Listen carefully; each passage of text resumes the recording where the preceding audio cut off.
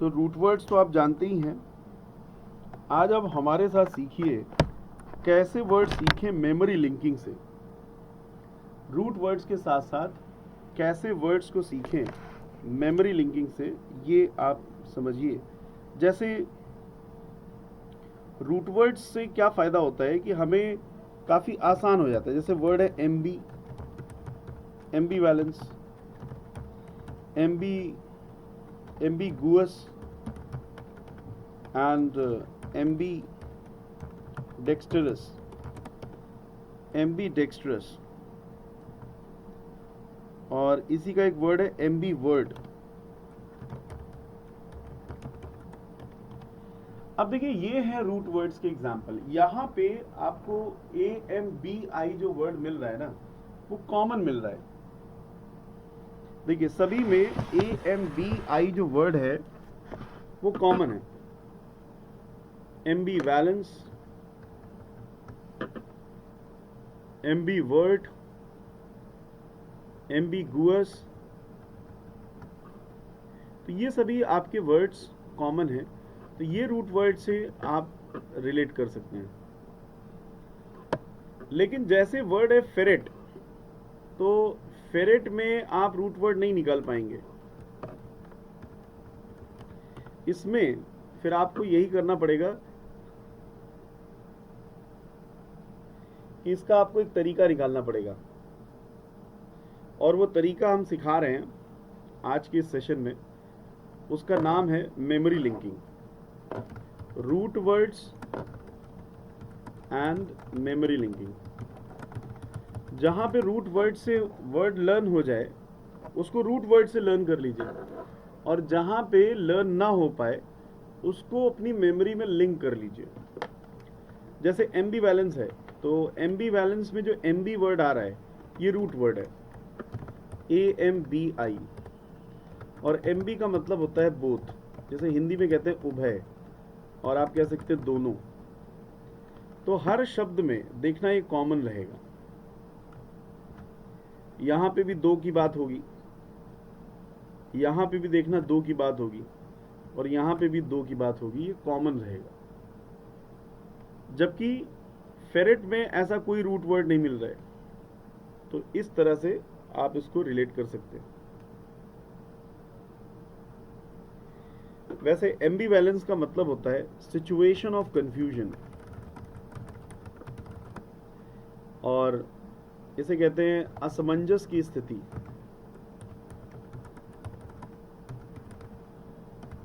असमंजस की स्थिति, situation of confusion,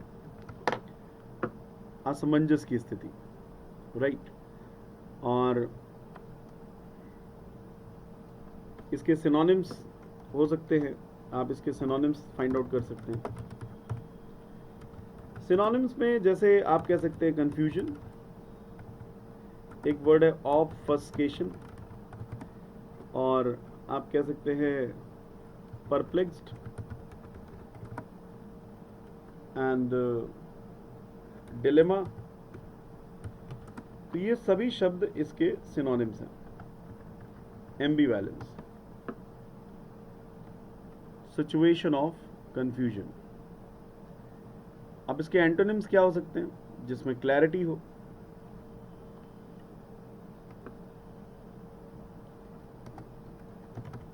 antonyms suggest करें, something which has clarity, perspicuity, and clarity के लिए हम यूज कर सकते हैं ट्रांसपेरेंट, अपैरेंट। ये सभी इसके एंटोनिम्स हैं। अब देखिए, एम्बीवैलेंस में एम्बी वर्ड आ रहा है, तो एक बात तो तय है कि एम्बी वर्ड की मदद से, इस एम्बी वर्ड की मदद से इस वर्ड को याद करना आसान तो हो ही गया है, क्योंकि एम्बी का मतलब है दोनों। तो जहां यहाँ पे दोनों का सेंस आएगा, तो कंफ्यूजन वही होता है जहां पे दो तरफा बातें हों, जहां पे किसी के दो दो साइड्स हों, जहां पे दो दो मीनिंग आए, तो वहीं पे क्या होता है? कंफ्यूजन होता है। तो आप सिंपली एक सेंटेंस बना सकते हैं कि when there is confusion there is एम्बीवैलेंस।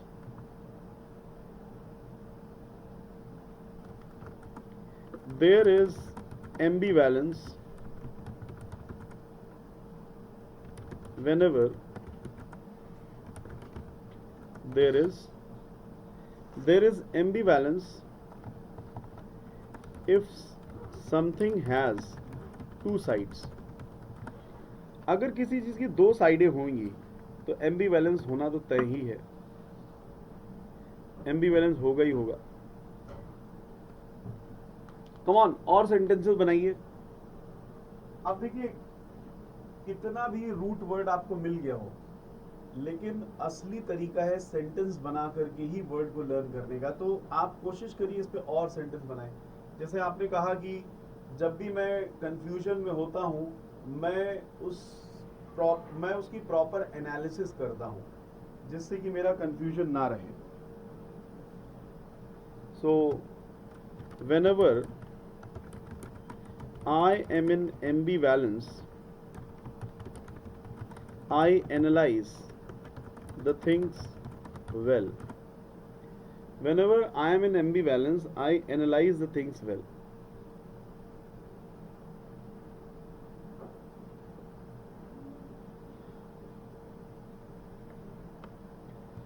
ठीक है, और सेंटेंस बनाइए, कोशिश करिए. जैसे आपने कहा कि कंफ्यूजन में अच्छे अच्छे लोग निर्णय नहीं ले पाते हैं.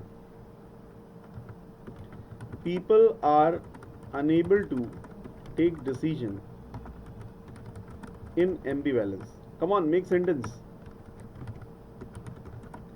तो एम्बीवैलेंस शब्द में जितना आप सेंटेंस बनाएंगे उतना बेहतर रहेगा. अब अगला वर्ड है एम्बिगुअस. एम्बिगुअस एडजेक्टिव है और इसका नाउन है एम्बिग्विटी, और इसका एडवर्ब है एम्बिगुअसली. सेंटेंस बनाइए, सेंटेंस. कम ऑन, जितना आप सेंटेंस बनाएंगे उतना बेहतर रहेगा, क्योंकि सेंटेंस से वर्ड की यूज का आइडिया मिल जाता है.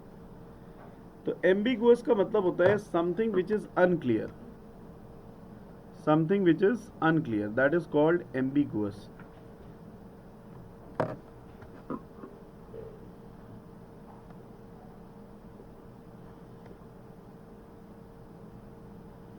जैसे आपने कहा अनक्लियर.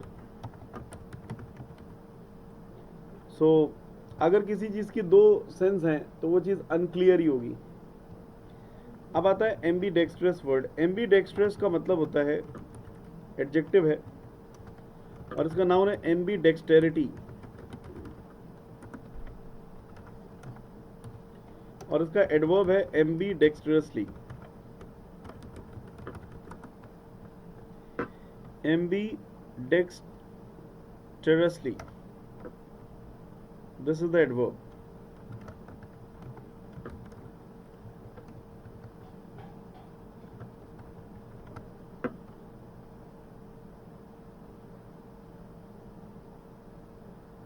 सो एम्बीडेक्स्ट्रस में दो शब्द आ रहे हैं, एक आ रहा है एम्बी और दूसरा आ रहा है डेक्स्ट्रस. मतलब जो दोनों हाथों से स्किल्ड हो.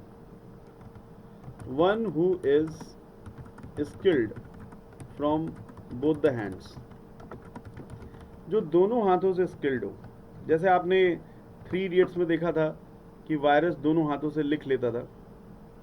तो ऐसे सेंटेंसेस में हमें बेनिफिट हो जाता है रूट वर्ड्स का, क्योंकि रूट वर्ड्स हमें थोड़ा सा हिंट कर देते हैं कि इसका मीनिंग क्या होने वाला है, राइट. लेकिन फिर से हर वर्ड रूट वर्ड नहीं होता है.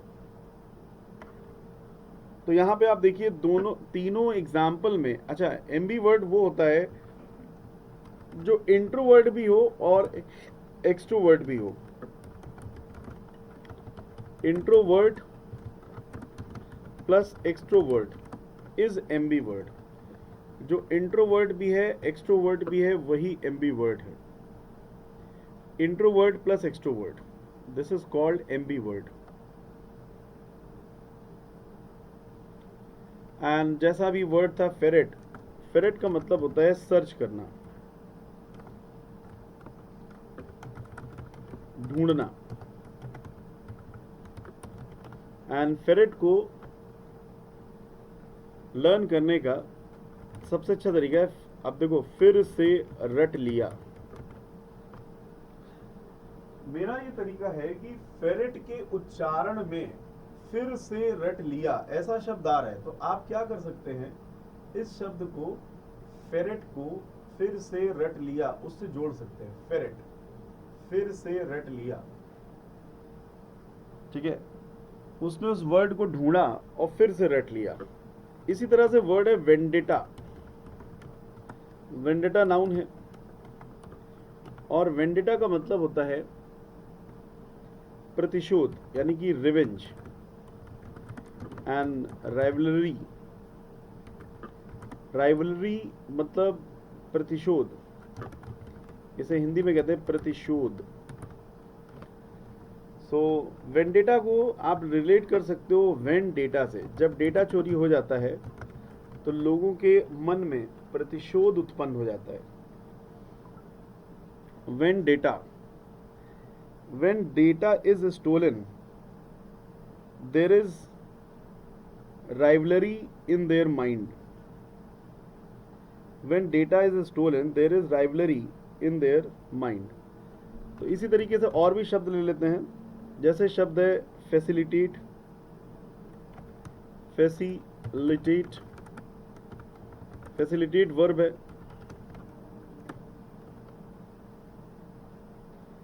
And further word we have unanimously. Unanimously, this is the adverb. And then we have deleterious.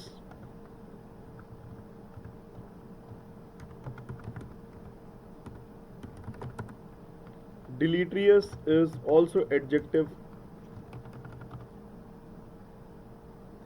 And then there is word dwindle, and there is word escalate, and there is word wakey,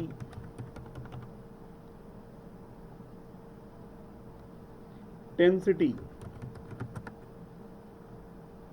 So इनमें से जिन जिन words की meanings आते हैं आप share करते जाइए। जिन जिन words की meanings आते हैं शेयर करते जाइए। जैसे वर्ड है फैसिलिटेट, सबसे इंपॉर्टेंट वर्ड्स को प्रोनाउंस करना। प्रोनाउंस प्रॉपर तरीके से करिए। अगर आपका प्रोनाउंसिएशन सही होगा तभी आप उस वर्ड को समझ पाएंगे, ठीक है। जैसे इसमें वर्ड है facilitate, facilitate, unanimously, deleterious, dwindle, escalate, wacky, tensity, ये वर्ड्स हैं। सो इन वर्ड्स को प्रॉपर तरह से प्रोनाउंस करें। प्रोनाउंसिएशन से आपकी स्पेलिंग एकदम करेक्ट रहती है, आपको स्पेलिंग में कोई प्रॉब्लम नहीं होती है।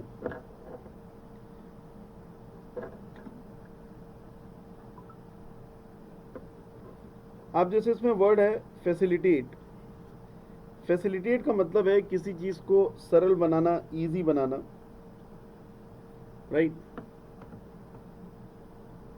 फैसिलिटेट का मतलब है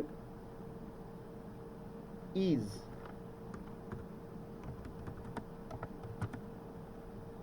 एक्सीलरेट और एडवांस।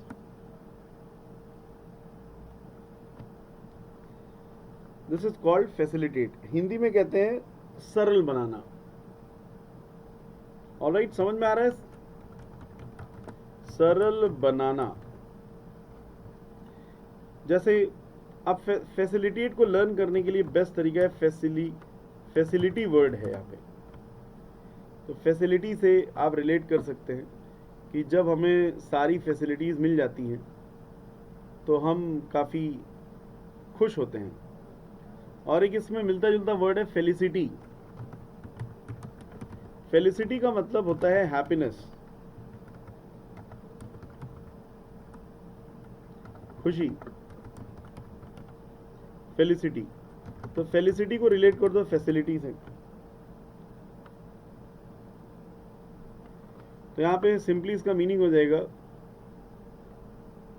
कि जब सारी फैसिलिटीज मिल जाती हैं तो हैप्पीनेस आ जाती है।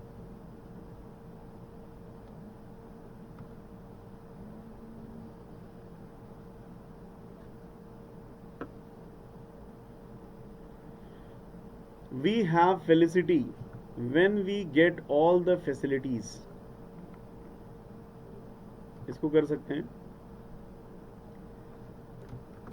We have felicity when we get facilities, ऐसे। एंड बाकी फैसिलिटेट, जैसे अभी हाल ही का सेंटेंस है कि India has launched operation Ajay to facilitate the return of its citizen from Israel. India has launched Operation Ajay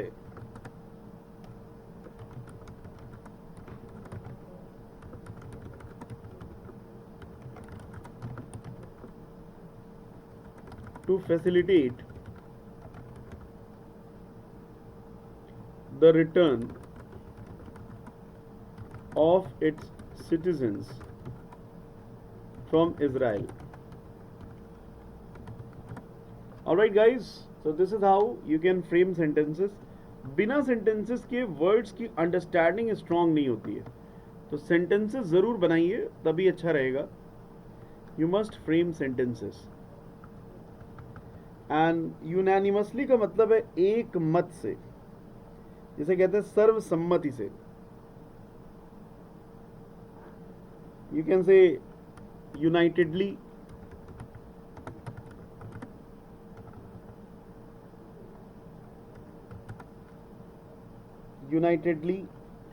collectively और harmoniously, सर्वसम्मति से. एंड इसमें बेस्ट तरीका है यूएनओ से रिलेट कर दो कि जो यूएनओ जो ऑर्गेनाइजेशन है वो सभी के साथ, वो सभी के लिए बराबर व्यवहार करता है. तो देखिए, जब भी आप यूनानिमस सुनेंगे आपको यूएनओ की याद आ जाएगी, और यूएनओ से आपको याद आ जाएगा unanimous. UNO treats all the Nations unanimously. अब देखिए, रूट वर्ड मिले चाहे ना मिले, मिल जाए तो अच्छी बात है, और ना मिले तो भी परेशान होने की जरूरत नहीं है. यूनानिमसली में यूएनओ वर्ड मिल रहा है, और UNO United nation organisations, UNO जिसकी स्थापना सेकेंड वर्ल्ड वॉर के पहले हुई थी, तो जिसका हेड ऑफिस, हेडक्वार्टर ब्रुसेल्स में है. तो यूएनओ के बारे में आपने पढ़ा होगा, तो आप यूएनओ से कनेक्ट कर सकते हैं कि UNO treats all the organisations unanimously. UNO treats all the organisations, all the Nations unanimously. और इस पे सेंटेंस ले सकते हैं, जैसे the Congress working committee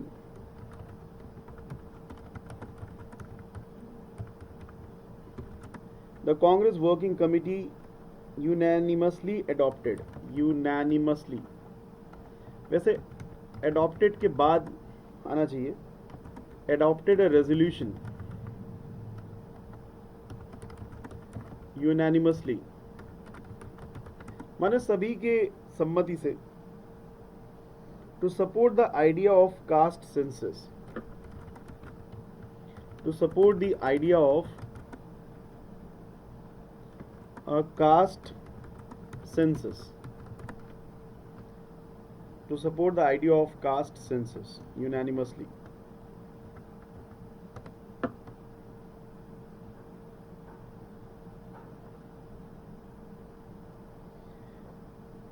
Is that clear?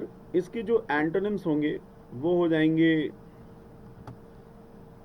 disharmoniously या disagreeably.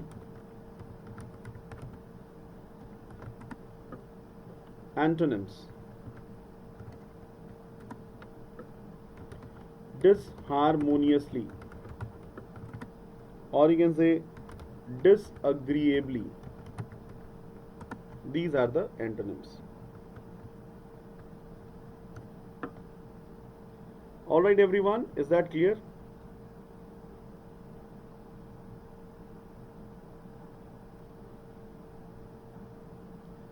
अपनी तरफ से भी सेंटेंसेस बनाते जाइए, जब बनाएंगे सेंटेंस तभी आएगा।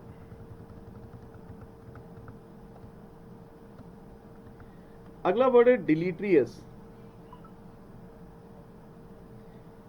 यूनानिमसली पे आप एक सेंटेंस और बना सकते हैं, जैसे आपने कहा ग्रुप्स में कभी झगड़ा नहीं होता है अगर डिसीजंस को सर्वसम्मति से लिया जाए। So there is no dispute if decisions are taken unanimously. There is no dispute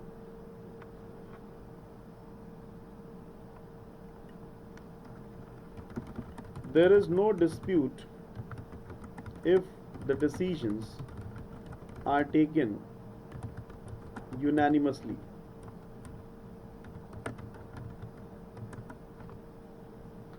There is no dispute if the decisions are taken unanimously.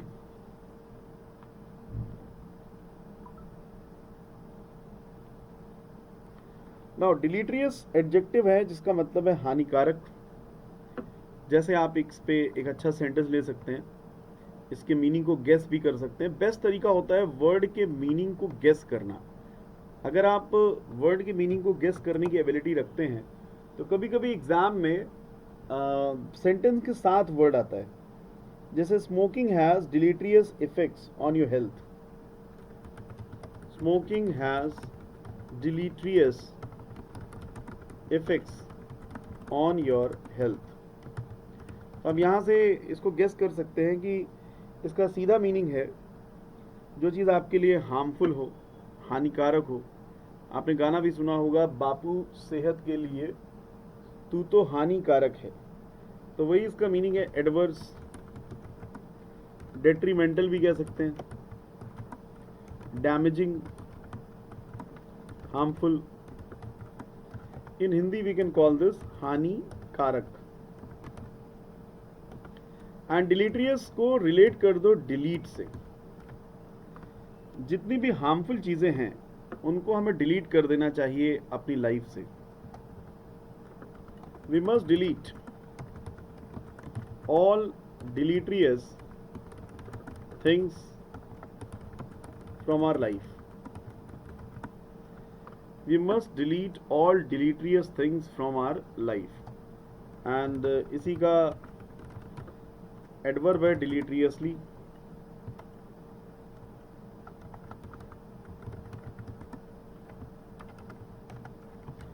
ये इसका एडवर्ब है। एंड इसका नाउन है डिलीट्रियसनेस।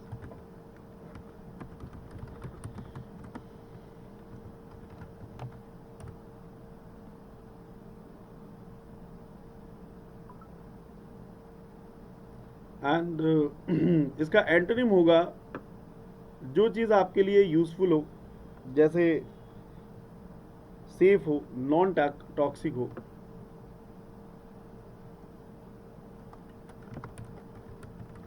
Antonyms will be harmless, non toxic and safe. Toxic word बड़ा common है। Toxic का मतलब होता है harmful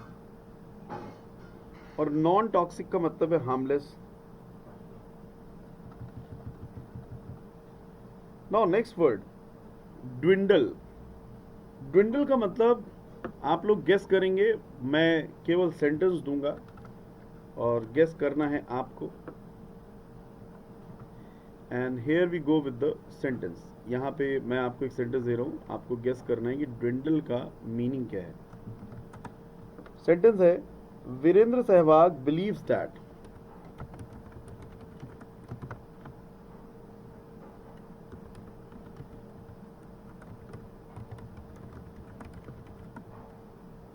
the popularity for ODI cricket is dwindling at the moment। तो आप गेस कर सकते हैं ड्विंडल का मीनिंग क्या होगा। कम ऑन एवरीवन, एक बार फिर से सेंटेंस पढ़ रहा हूँ। Virender Sehwag believes that the popularity for ODI cricket is dwindling at the moment। ODI तो यहां पे आपको बता दें कि ड्विंडल का मतलब होता है कम होना, डिक्रीज।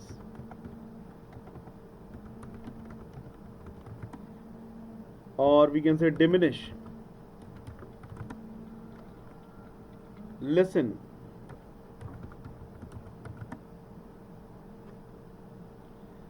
और वैसे इसका मीनिंग होता है किसी चीज का बढ़ना,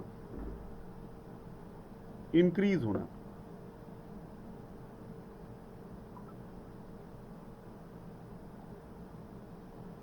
डिक्लाइन भी कह सकते हैं, और हिंदी में से कहेंगे कम होना। और एंटोनिम्स इसके होंगे इंक्रीज, एम्पलीफाई, एस्केलेट, ग्रो।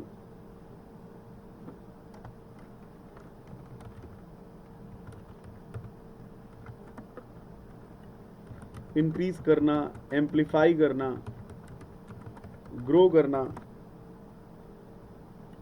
या फिर हम कह सकते हैं escalate.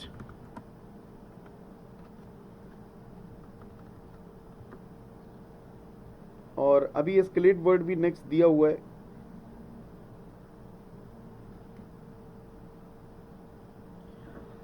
So all of you frame sentences in that.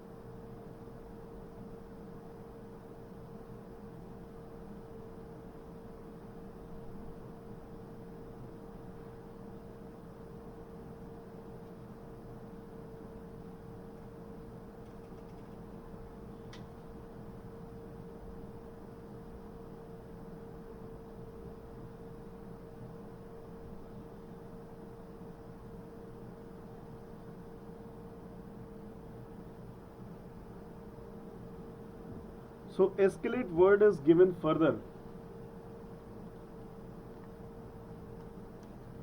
Escalate का मतलब भी है चीजों को आगे बढ़ाना, escalate करना। और इसके बाद आपका वर्ड है वैकी, टेंसिटी। तो अगर आप गेस कर सकते हैं तो फटाफट बताएं, वैकी और टेंसिटी का मीनिंग क्या होगा।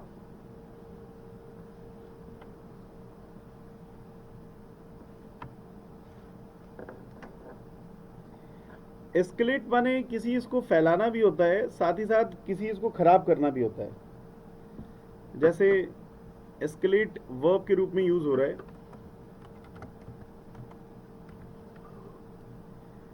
And I am giving you a sentence.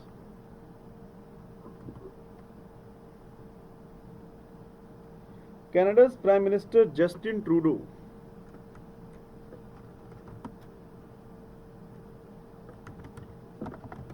Canada's Prime Minister Justin Trudeau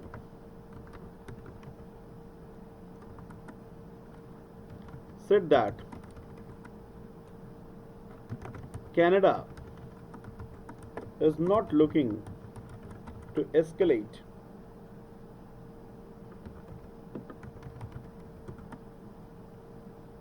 situation with India।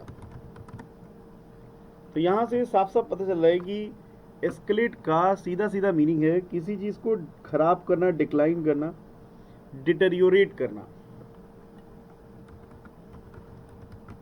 Deteriorate, decline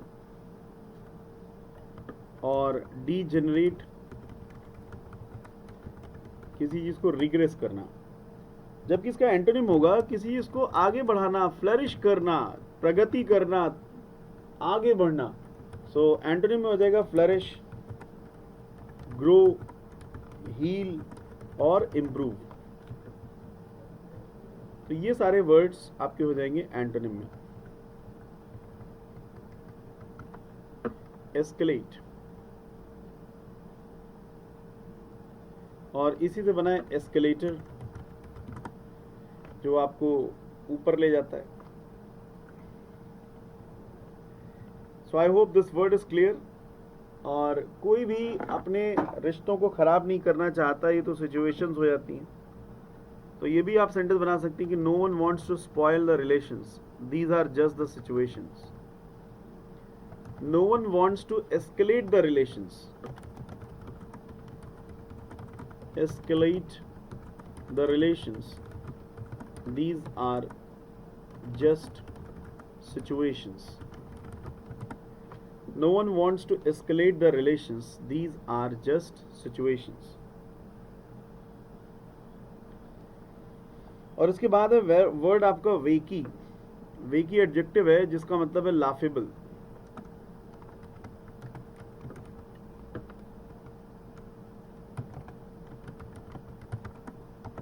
laughable,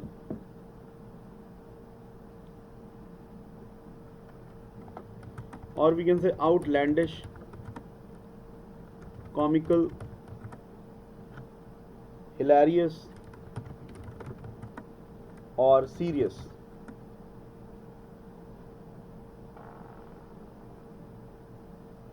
serious नहीं, क्वर्की कह सकते इसको।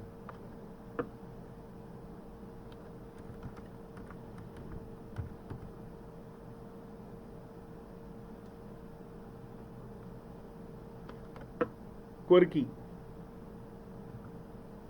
जैसे इस पे हम एक सेंटेंस ले सकते हैं और आप उसको मीनिंग को गेस कर सकते हैं। फिल्म ट्रेड एनालिस्ट वेकी को बहकी बहकी बातों से भी रिलेट कर सकते हैं। बहकी बहकी बातें, मेक्स द डिस्कशन वेकी। बहकी बहकी बातें makes the discussion wacky wacky. Like film trade analyst, film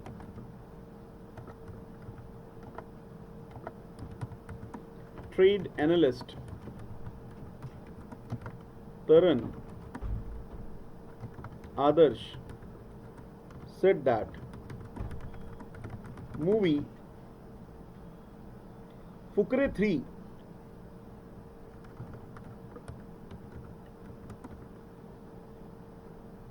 is wacky,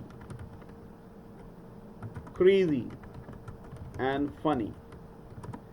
wacky, crazy and funny मतलब बहुत ही ज़्यादा मज़ेदार है, हंसने वाली है।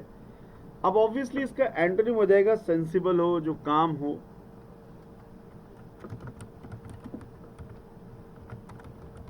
सेंसिबल, काम, या फिर बहुत ज़्यादा ह्यूमरलेस हो।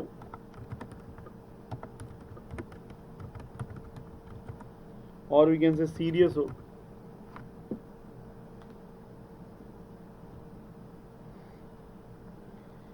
And now next word is tensity. Tensity का मतलब है तनाव।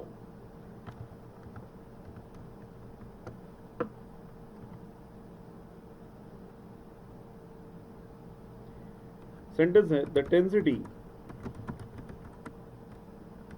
between India and Canada has taken a fresh turn after Indian hackers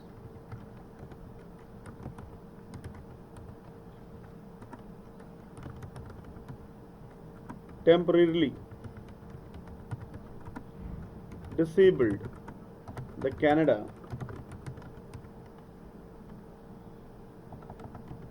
army website. तो यहां से इस वर्ड, इस सेंटेंस का मीनिंग जरा समझिए। इस सेंटेंस का अगर आपको मीनिंग क्लियर है तो आप आसानी से इसका मीनिंग समझ जाएंगे। इसका मीनिंग है the tensity between India and Canada has taken a fresh turn after Indian hackers temporarily disabled the Canada army website. तो कनाडा आर्मी की वेबसाइट को इंडियन हैकर ने हैक कर लिया है, तब से जो इंडिया और कनाडा की जो टेंसिटी है, जो तनाव है, वो और ज्यादा हो गया है। ऐसा इसका मीनिंग आ रहा है, राइट। तो आपने देखा आज के सेशन में आपने रूट वर्ड्स हो या कीवर्ड्स हो, दोनों की मदद से वोकैबुलरी को हम लर्न कर सकते हैं। और वोकैबुलरी यूं ही लर्न नहीं हो जाती, इसके लिए आपको सेंटेंसेस की मदद लेनी पड़ती है। जितने अच्छे आप सेंटेंसेस बनाएंगे, जितना आप उसका इन डेप्थ एनालिसिस करेंगे, जितना आप उसका टाइम देंगे, उतना ही बेहतर वोकैबुलरी आप डेवलप कर पाते हैं। सो वोकैबुलरी बिल्ड करने के लिए सबसे इंपॉर्टेंट है आपका सेंटेंसेस का एनालिसिस। जितना आप सेंटेंसेस के थ्रू एनालिसिस करेंगे, उतना बेहतर एक्सपीरियंस आपको होगा। सो यहाँ पे टेंसिटी के बारे में हम नोट कर लेते हैं। टेंशन, स्ट्रेस, स्ट्रेन, और इसका एंटोनिम होगा ईज, ट्रैंक्विलिटी। ट्रैंक्विलिटी